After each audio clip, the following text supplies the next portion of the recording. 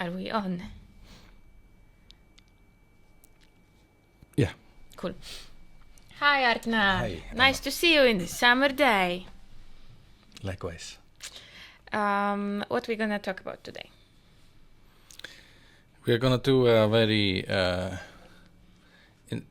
introverted retrospective of things that have been happening within the East of Moon umbrella, or related to it, or in connection with it.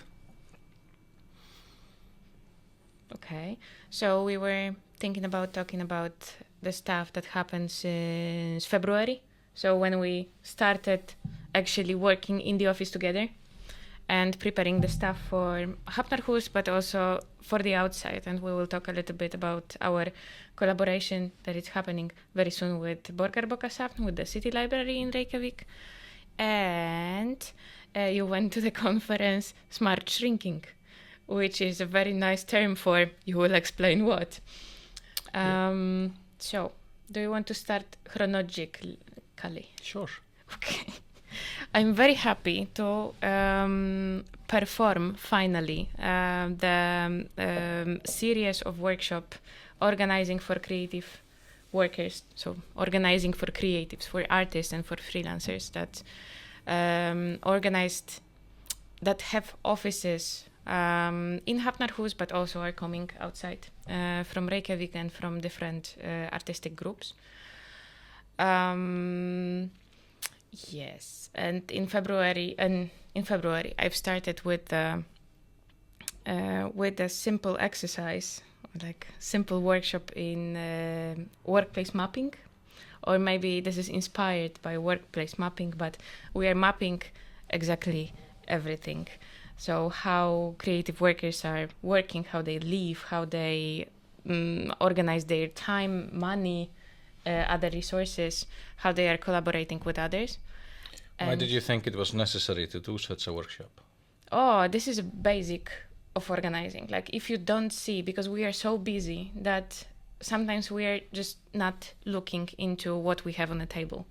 So this is a basis to think about like any improvement in your working system, in your, I don't know, like the way you are organized, or the way you are working, the way you are inviting people. Overall, this creating a workshop for creatives under the title Organizing for Creatives, what was the motive behind that?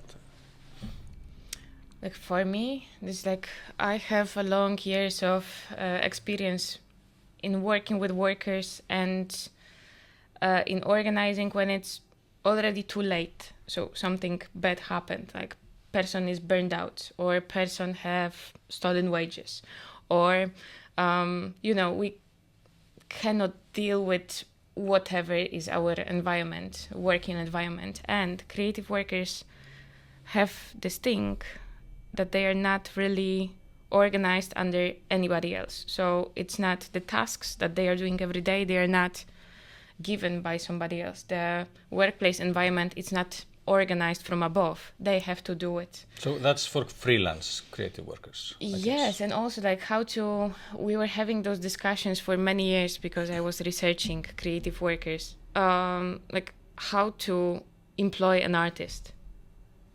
Like even if artist is in this lucky situation that is employed, it's like, how to be creative when you're on a payroll.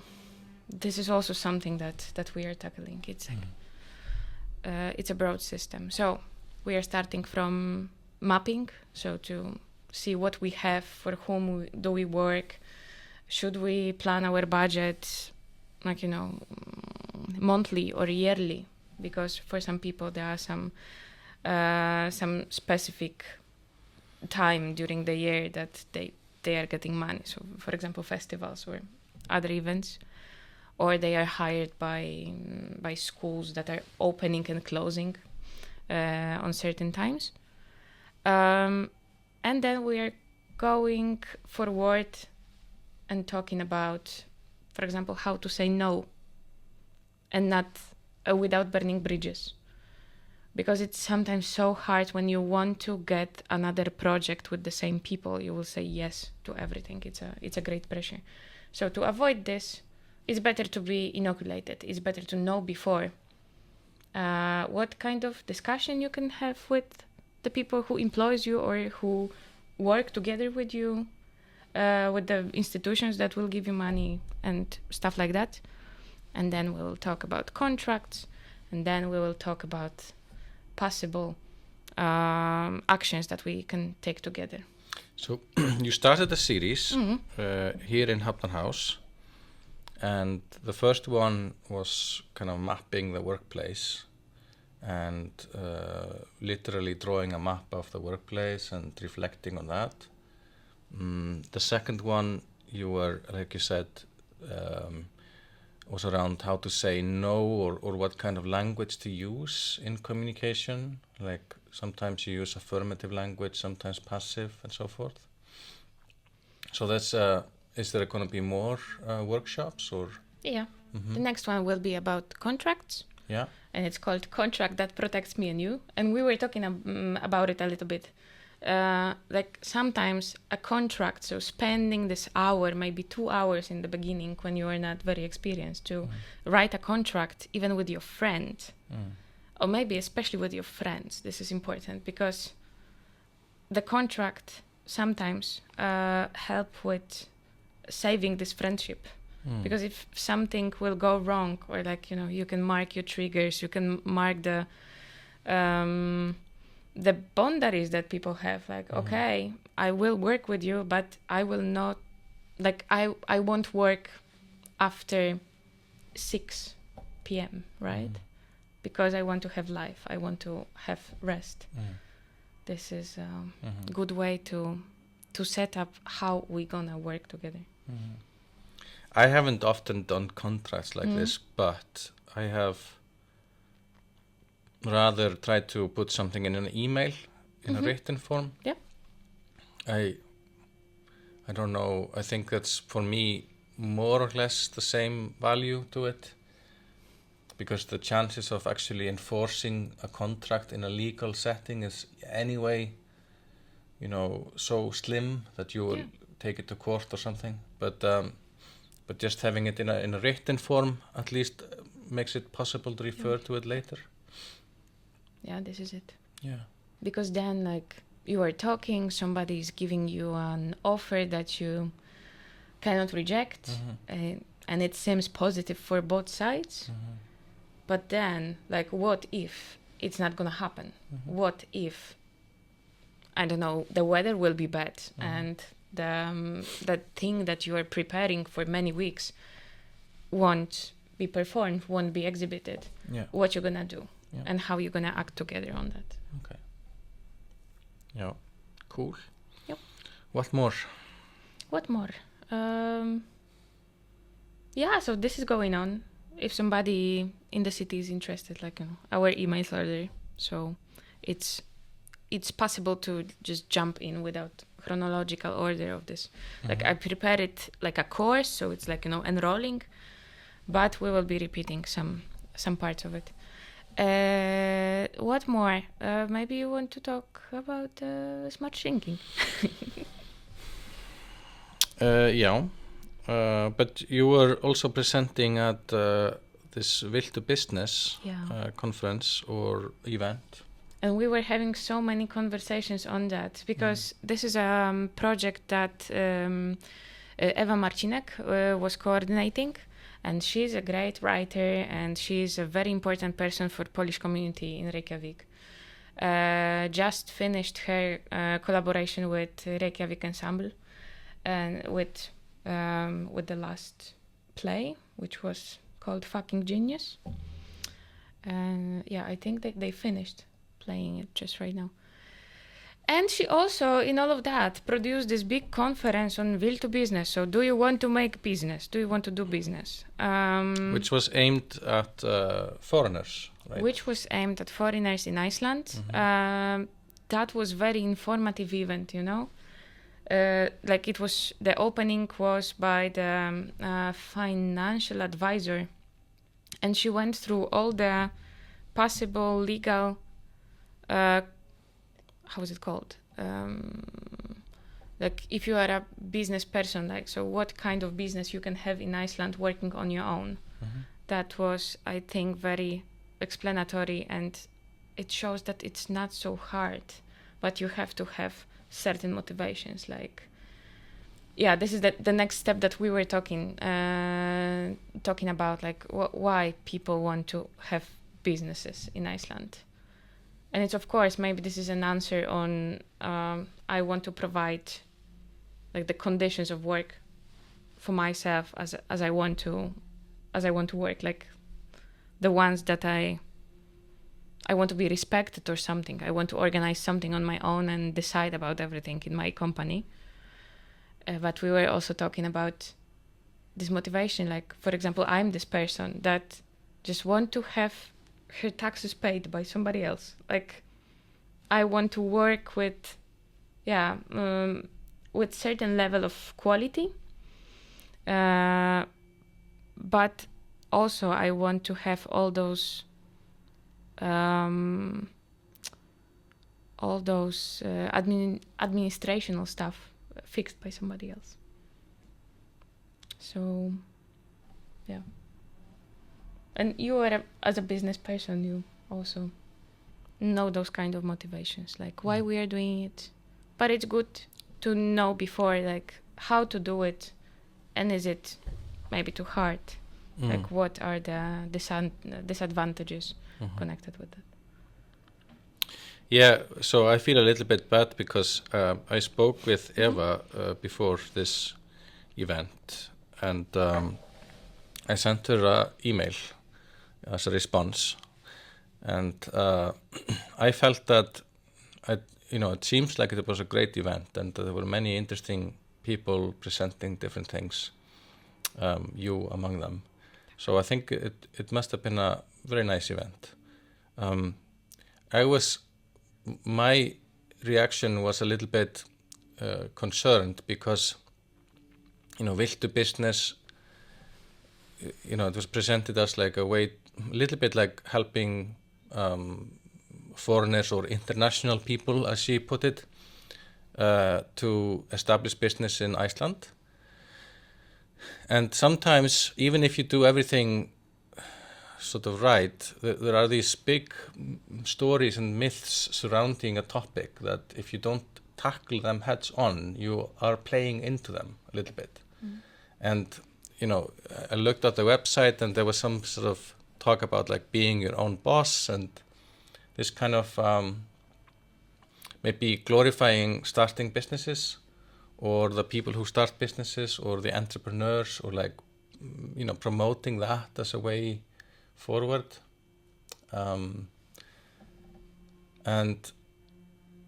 I think it's quite easy to look at this in some sort of a rosy light, like if you think about these words like being your own boss, it sounds nice to people who have had bosses, I guess, and those bosses might have been mean or something. But also, if you really think about being your own boss, it's not necessarily nice, because you sometimes have to take on the realities of that boss and that economic reality, and your pressure. Yeah, the pressures are just transferred to another place. In many ways, a small business owner is much, much more dependent and vulnerable towards their client than ever an employee to a boss. So, it depends on the industry and the situation you're in and the boundaries you set yourself. But I think that, this checking out at 5 in the afternoon and not having to worry until 9 in the morning, it's just something that you may take for granted if you haven't been in the other situation.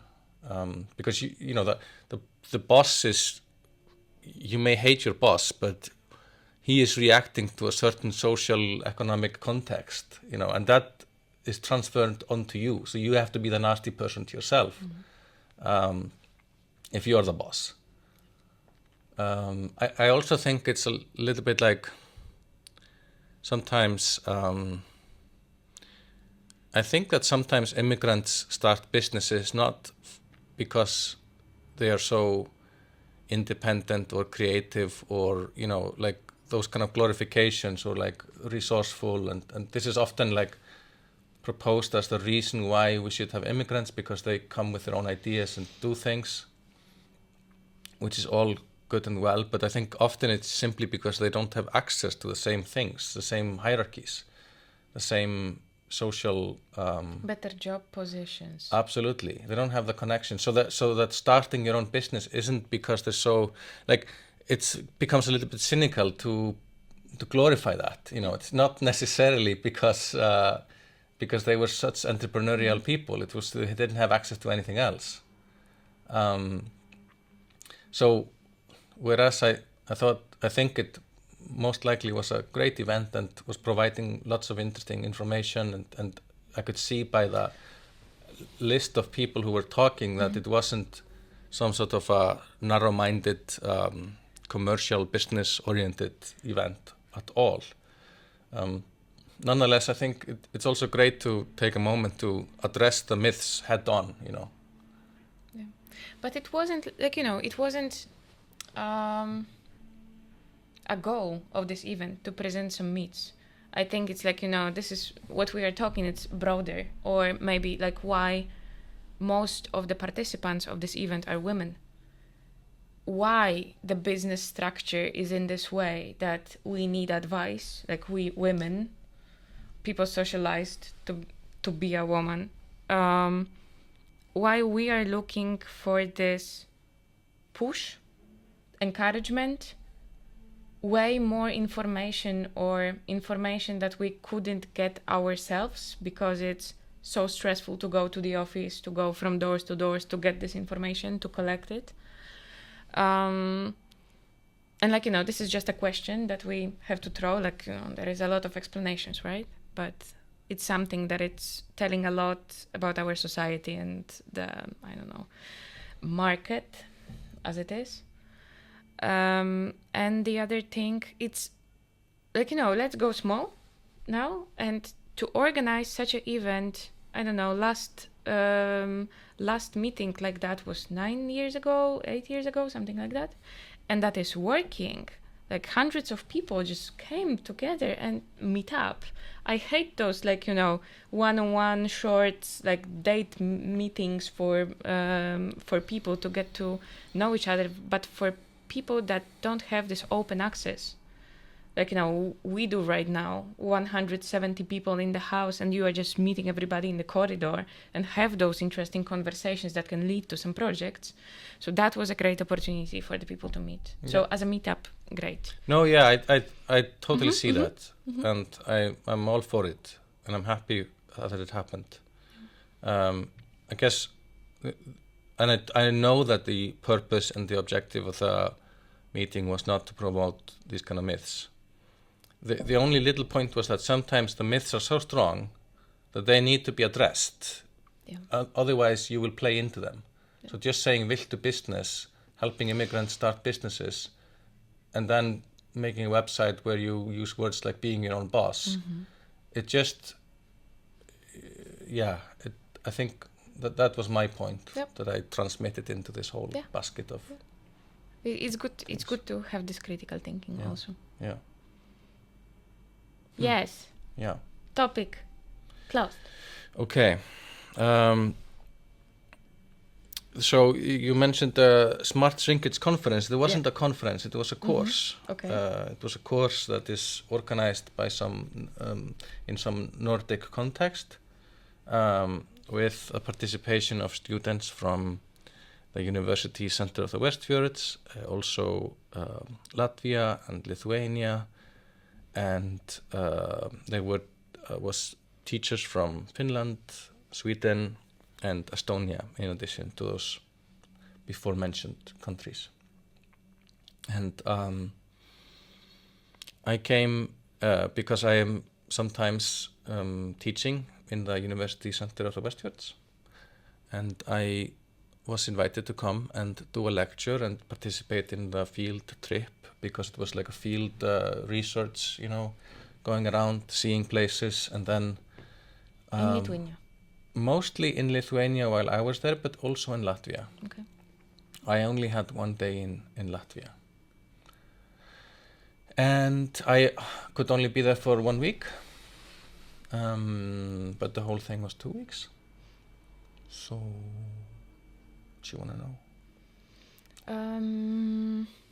You were talking about some pretty inspiring initiatives on a local level. And why smart shrinking? Like maybe you can say Well, two it was words funny about it. because, courses or programs or projects or conferences get established on the basis of buzzwords, but then everybody's cynical about the buzzword somehow. Yeah. So there wasn't, even if the topic was smart shrinkage, there wasn't a universal enthusiasm for that topic. And of course, academics, they always have to be so clever and they have to see through things and they have to be like 3 steps ahead of everything. So they all had, all these teachers and academics, they all had, superseded the smart shrinkage concept. But smart shrinkage, it appears, is kind of a adaptation strategy to not necessarily react to a shrinkage by trying to reverse it. So like politicians and policymakers and those who are in town councils and so forth, they are very accustomed to thinking about their places in terms of growth. Oh. So growth is like planning, infrastructure, schools, different programs with the mindset that there's going to be more people next year than there are here.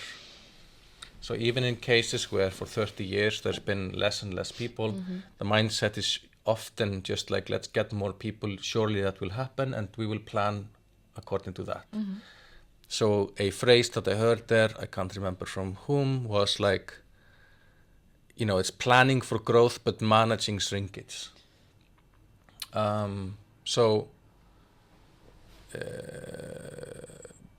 It's a very strange thing. I think it relates to just ideology and GDP thinking, that somehow more numbers is better, that if we have more people here than we had last year, it means stuff's better.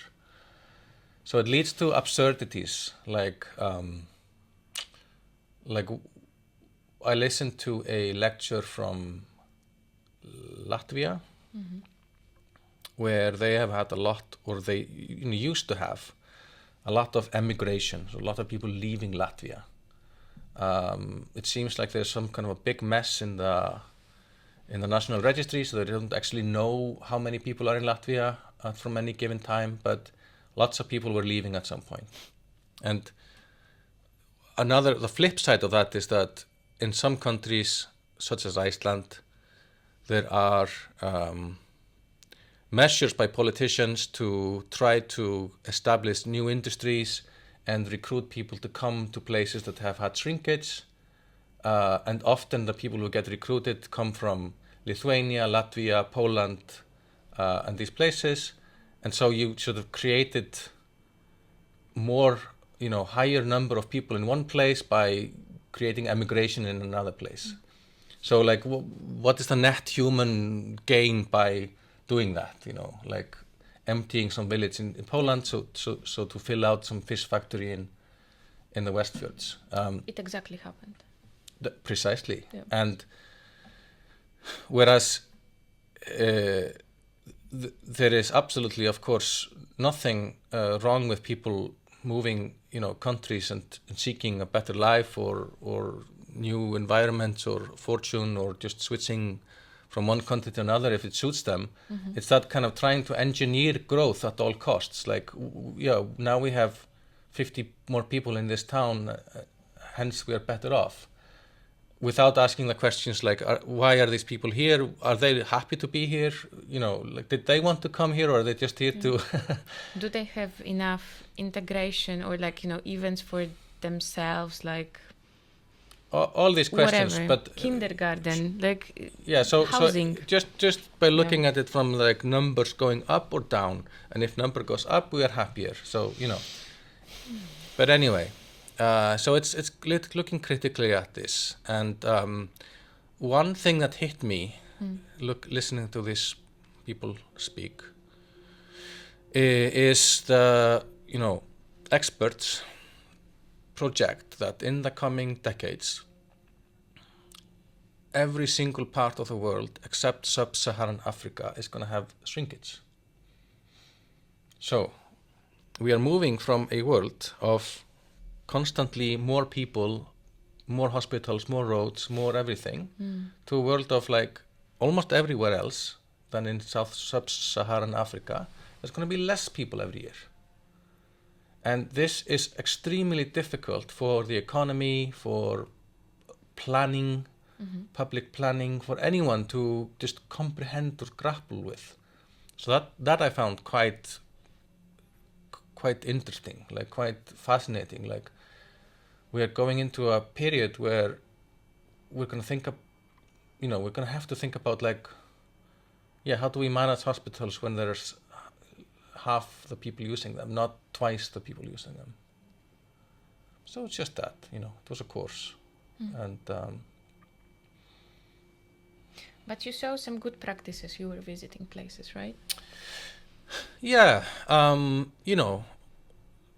Also, it's such a different environment. Like, we were talking about some initiative, like in the middle of some post-Soviet blocks of flats, and like, this community that is living in blocks of flats, and they have some activities and infrastructure that feeds the community that is living there. Yeah.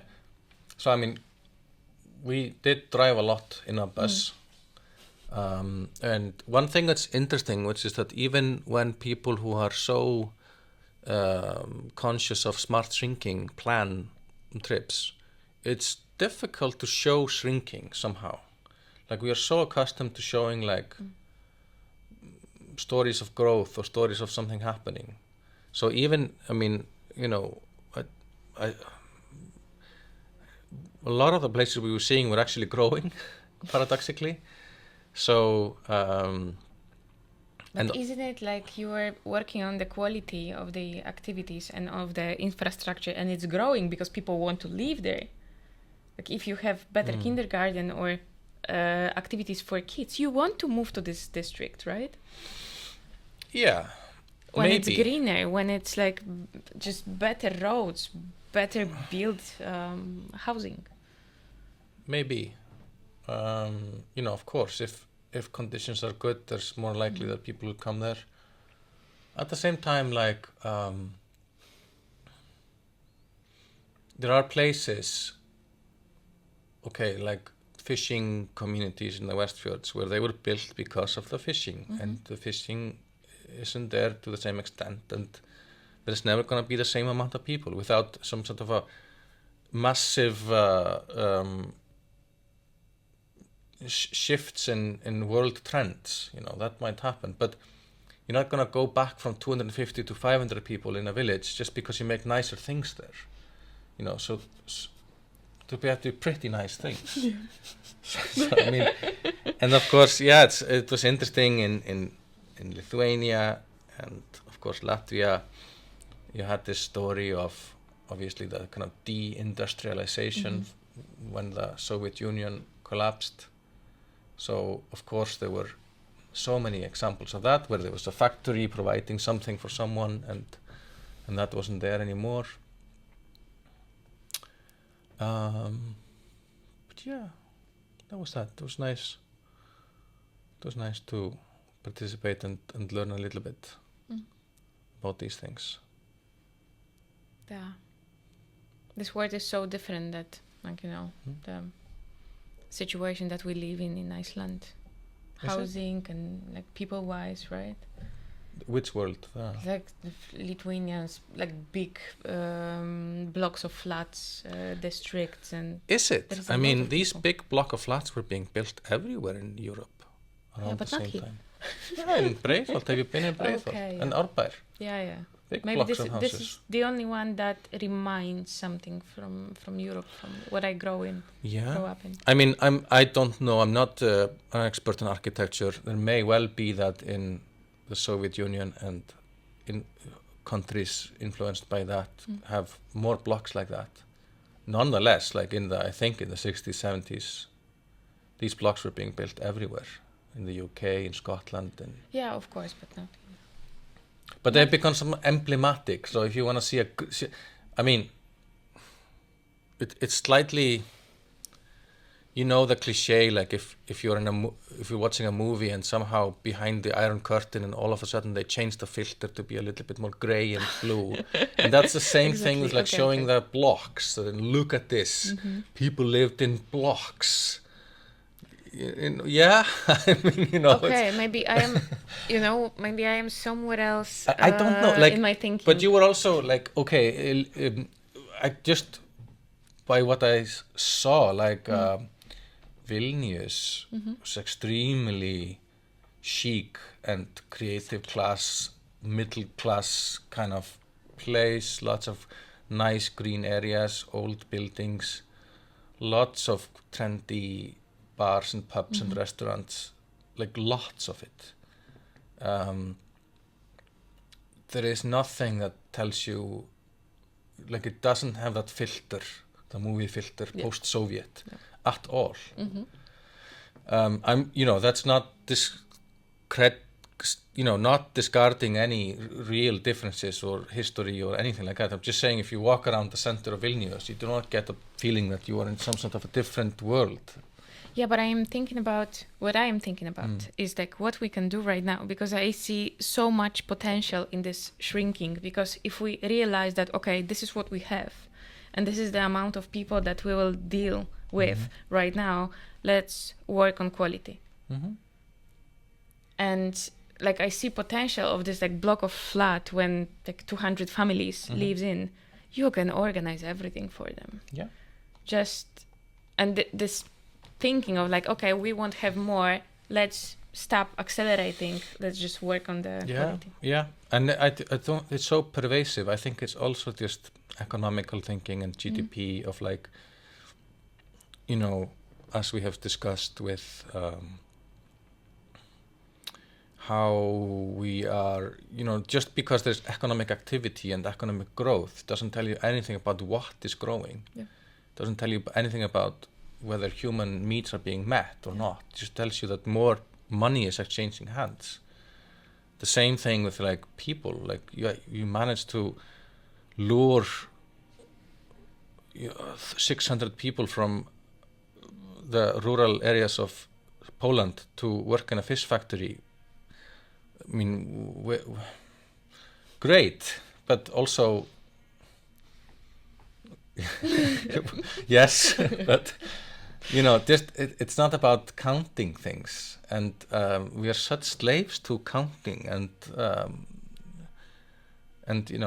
just presenting more and more numbers, and the fact that this on a world scale, this can't be our measurement of success for a place, that the growth of it, because what if everyone is shrinking, like as a planet? Super cool. I love this concept. Yeah. Okay, so how are we shrinking in the next months in East of Moon? Ooh. We have a nice plans. Well, we're not shrinking. We're not shrinking. No. So what, 30th of May, a meeting in Borgarbókasafn. Well, you want to be chronological. Okay. Well, I mean, there's a major thing happening in Tungskotin heim í hérað, which is the last workshop in the Fostering Innovation Ecosystems of Innovation in Rural Iceland and project. What is it? 24th and 5th, Tuesday and Wednesday. And People can still sign up. I guess so, Mm-hmm. depending on when they're watching, I suppose.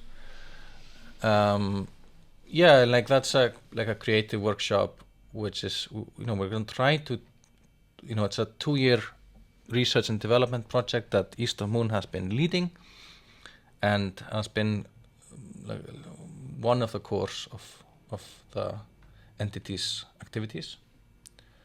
And the objective is to develop concrete ways to foster innovation in rural areas and use some of what we have discovered in this process to come up with kind of concrete things, and inviting people of diverse backgrounds and places and positions to do that with us. Mm-hmm. The 2-day thing. So who is it dedicated for?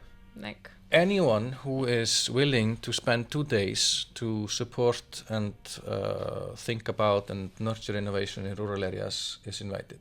That's a definition. So if you have 2 days to spare for that, if you care enough about it, then you are invited. People will get into shrinking right now, so the consequences to be interested in working in remote areas. Right. Yeah. The future is in the remote areas because we'll all be remote when things shrink. Yeah. Yeah. Yeah, so there's a lot of preparation for that, for kind of designing a creative process, for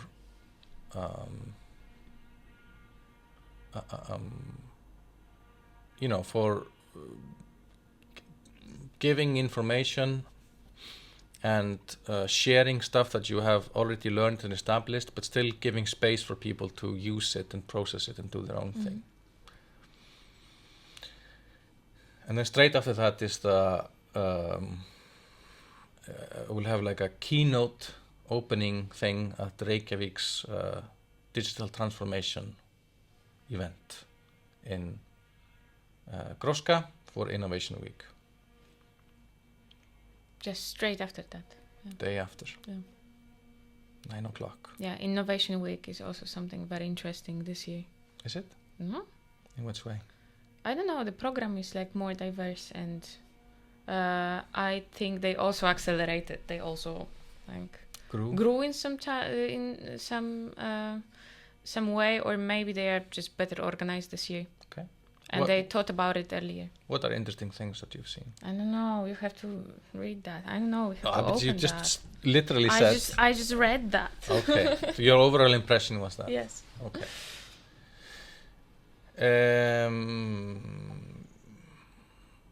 Yeah. City Library. Yes, City Library on the 30th of May. I have a tingling stress in my stomach for all these things. They're all happening next week. I don't know why we're not planning it. We'll just sit and plan it. Okay. It's a strategic meeting day.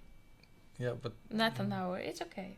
It will be okay. But this is the consequence. Like you can see a consequence of acceleration and growth. Don't grow. Okay. So tell us about the City Library thing. We'll be facilitating a meeting coordinated by the intercultural department in Borgarbókasafn, and we will tackle the forever coming back at us problem of the language and how to make spaces more accessible for all the people that can be interested. Like in Reykjavík, we have this specific problem with creating events or dedicating events for particular groups of people. And from organizers of events, I can still hear that if they will write the title in English, Icelandic audience won't come. If they will write like all the descriptions and titles in Icelandic, like foreign people won't come because it's not going to be accessible. And we have a very diverse society. Learning Icelandic is not very accessible. And I can see it myself being here for 6 years, I just decided to do a program at Háskóla Íslands in in Icelandic, and that was like a breakthrough. But I am having it just right now after 6 years of living here and trying to learn Icelandic in multiple ways. Just I can see a breakthrough and this feeling of like, okay, I can feel comfortable in the language sphere right now, but it's taking time. So we will address again this question: how to profile events, how to prepare them, how to prepare information on spaces, also like the city library, to make it more accessible. Yeah, I mean, to give a little bit more context on this collaboration with the city library, they have been holding events called Opið Samtal, and they are very focused on democracy and inclusivity and creating spaces where people can express themselves and so forth. And East of Moon has been very focused on like creativity and creative democracy and creating spaces where people can ideate and create.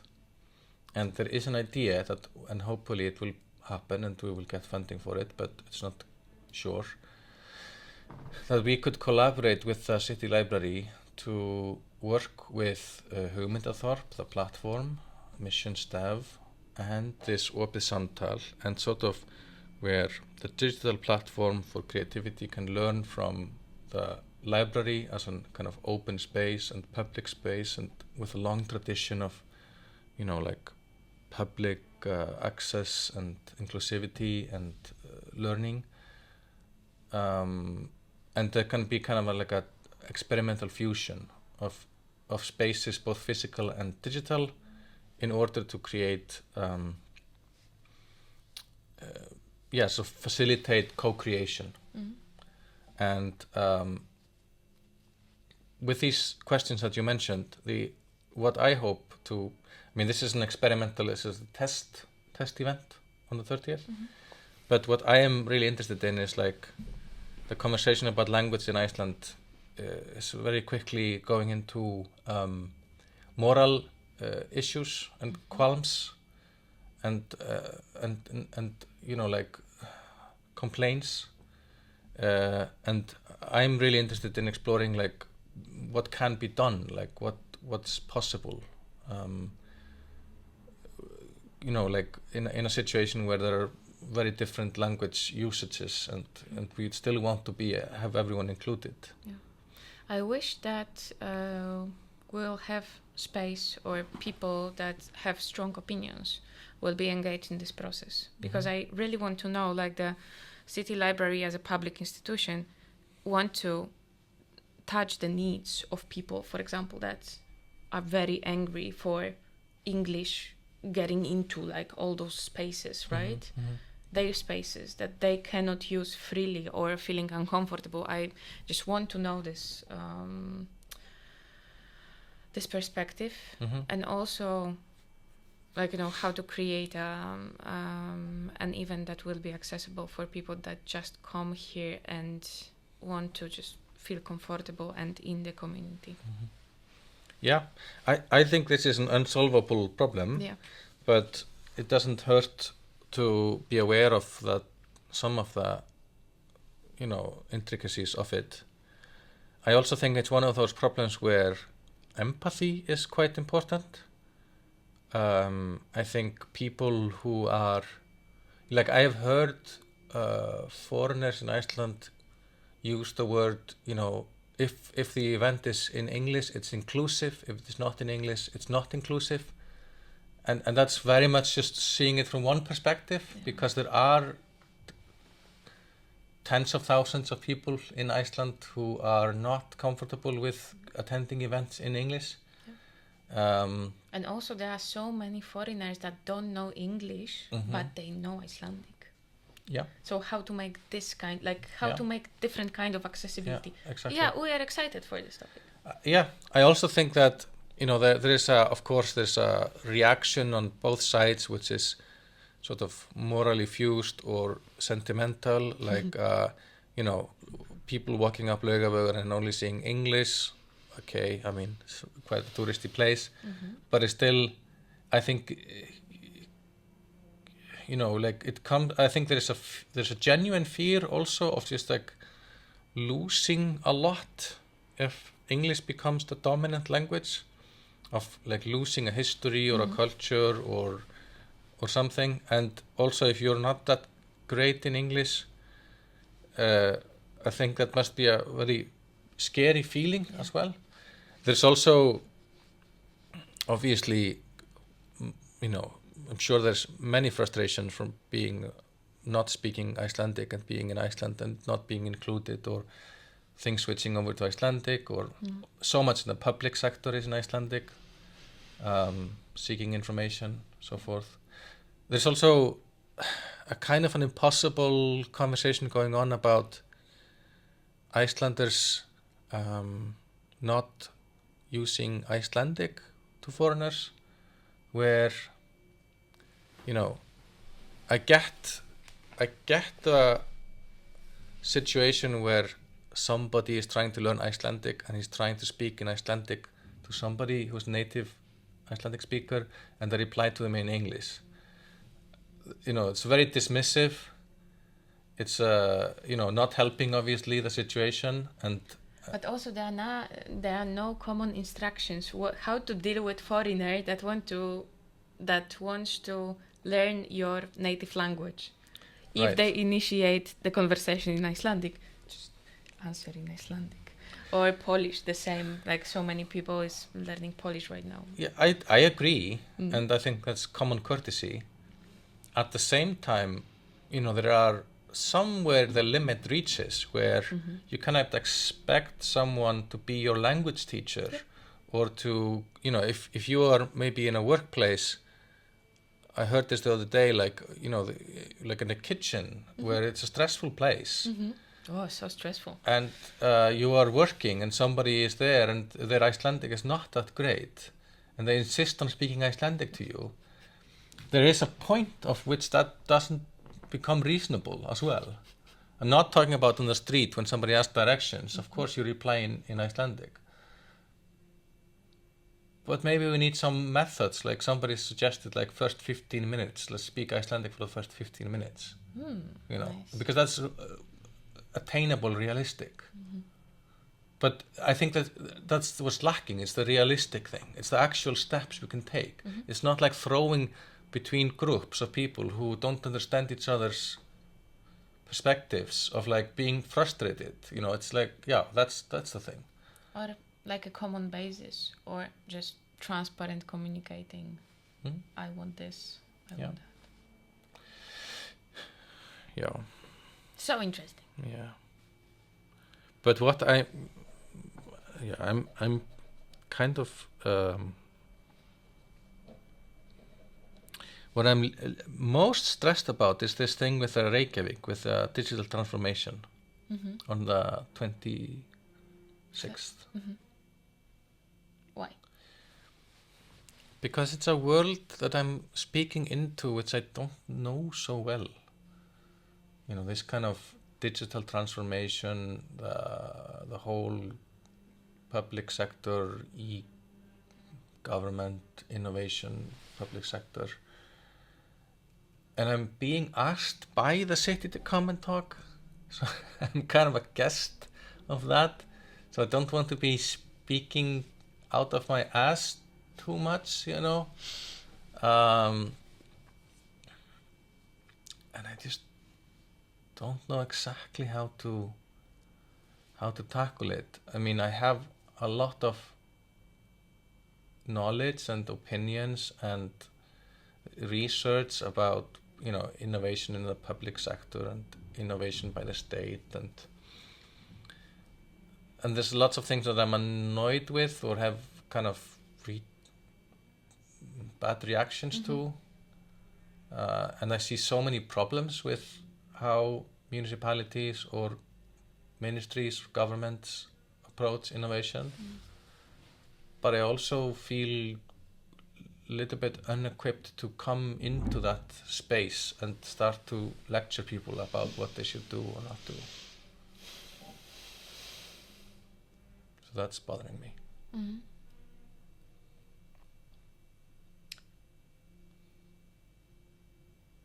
Sometimes if you don't know what perspective that you can give can be the best. I'm always going for co-construction. So you are using the knowledge of the people that attend the meeting. What they know, what are their opinions, what is their accumulated knowledge. And then you are co-constructing the solutions or the basis of the discussion together. Because how you cannot guess. Like we are not working right now with implementing public sector innovative solutions. So, we can think that they are there already, but maybe they are 3 steps back. It's a good idea. Yeah. Little bit complicated because it's not that kind of small, intimate thing. I don't know how many people will be there, but it's in a big auditorium, so it's more. It doesn't invite much for that stuff. And I also think they are expecting or hoping for some sort of a motivational thing. Ooh. Yeah, or some kind of a. Do it, digitalize, yes. No, they surely know that they're not. Yeah. And they must know who they've asked, right? That's what worries me, that they don't know who they asked. That they will be like, oh shit. So they have a problem. Okay. Yeah, okay. So they have a problem. It's gonna be good, yeah. It's gonna be okay.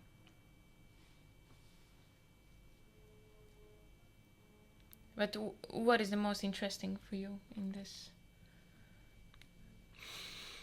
So what's interesting for me is the capacity that you have, or maybe the lack of, in a public setting to experiment. Yeah, but I can say that, but it's very abstract. Like, I haven't worked in the public sector. Mm-hmm. I've done projects related to the public sector within it as well. Mm-hmm. So it's the projects that stop or start depending on the election cycle, or the fact that you can't admit mistakes, or you can't take risks because there's a politically charged situation where people will attack you if you show any vulnerability, and how that is not a conducive environment for creativity or innovation. Also wasting money on research projects. Exactly, wasting money. What is a failed research project? Because every failure is giving us data, but this is not. Precisely. Yeah. And it's much worse to never try anything new and always keep on the same system. But that's more safe, though, for the people doing it. I think the second thing is just a perception of the public sector. I mean, Mariana Mazzucato, etc. Go see our other podcasts about that. Of how that's not value creating, and how that's not, it charging forward or showing the path or creating new paths. And, that leads to outsourcing to some 23-year-old business graduate with PowerPoint, because that's cool, or somehow something, you know. But these, my worry is that more that my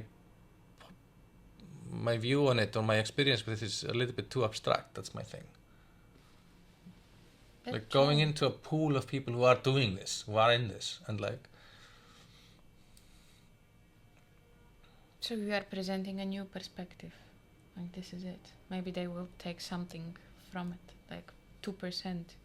Or some thought, or I don't know, they will redesign the thinking of the next project or the project that they are in. Also, I really admire working on projects right now. like when people have to conduct whole process. Like my experience with school system is that you are working on some theory, but you are not implementing it and you are not dealing with the consequences of this idea. So this is also something that it's interesting for me in innovation, or in the way that we are thinking about it, that you have to like lead the process from the beginning to the end, conduct this like lead this mission, or conduct this this experiment and take the consequences. How does that relate to what to the system, like in a way that, for example, only a small % of projects that are written are getting into the production process, right? Or getting grants. Like, look how much, like, also you can analyze how much grants you are writing, grant applications you are writing every year, and how much is going into production from that. Yeah. And how much time we are spending on this process that it's not paid, that is, like, you know. So, I don't know, maybe this is the potential of innovation that is just going into the drawer if you are not getting the funding 1 year. I don't know. Yeah. Yeah, we can open this box of like. Yeah, it's a nice box. I'm trying to contextualize it with what we were talking about earlier, but maybe it wasn't supposed to be like that. But that's so fine. Maybe this is my, like, you know, thought from the outside. Great, it's a great thought. How are we wrapping this up? We are so busy. We are going out to prepare all the stuff for the next months. I don't know, follow us. Can you see how much is going on with us? Summer is happening. This is it. This is just, you know, summer fever in this country. It's spring. Yeah. Okay. Follow us for all the things that are happening. So much success on all fronts that we are distressed about it. Thank you. Done.